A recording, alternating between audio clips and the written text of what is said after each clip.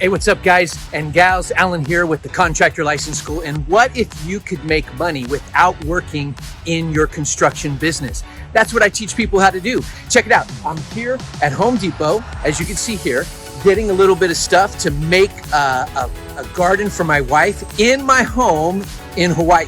I also do this in California, and we have several homes and several real estate investments. But I want to say this, I've trained up over 9,000 contractors. Are you ready for this? Here's the great thing. Many of them have learned the secret of how to work on their business and not in it.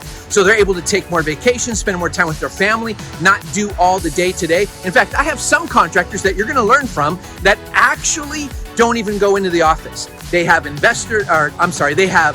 people who do all the estimating, all the bookkeeping, all the work, all the projects, manage all the projects, and still make several million a year.